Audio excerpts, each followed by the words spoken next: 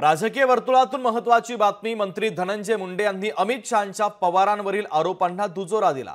काहीतरी तथ्य असल्याशिवाय अमित शहा बोलणार नाहीत असं धनंजय मुंडे यांनी म्हटलं। तर शरद पवार यांच्यावरील टीकेवर धनंजय मुंडे यांनीही अत्यंत महत्त्वाचं विधान केलंय।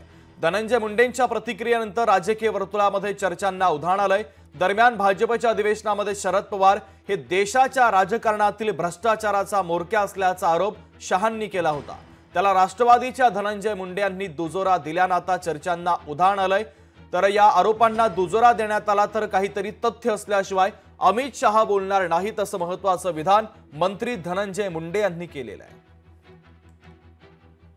अमित शहानी बोलताना भ्रष्टाचाराचे सरदार म्हणून शरद पवार असं वक्तव्य केलंय, काय वाटते? मला त्या बाबतीमध्ये आता या क्षणी काही बोलायचं नाहीये। आता अमित शहा साहेब बोलल्यानंतर त्याचं मी उत्तर देणं हे तितकं योग्य वाटत नाही। पवार साहेबांबरोबर अनेक वर्ष काम केलंय, कसं पाहता या वक्तव्याकडे? अमित शहा जे बोलतात त्यात काहीतरी तथ्य असल्याशिवाय ते बोलणार नाही। तर धनंजय मुंडेंच्याकडनं शहांच्या पवारांवरील आरोपांना आता दुजोरा देण्यात आल्याचं पाहायला मिळतंय। काहीतरी तथ्य असल्याशिवाय अमित शहा बोलले नसतील असं महत्त्वाचं विधान धनंजय मुंडे यांनी केलेलं आहे। धनंजय मुंडे यांच्या प्रतिक्रियेनंतर राजकीय वर्तुळामध्ये आता चर्चांना उधाण आल्याचं पाहायला मिळतंय।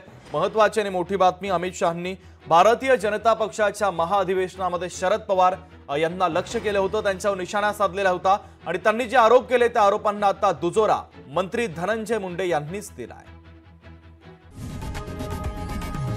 लोकशाही मराठी ऐका, पहा, जागरूक रहा।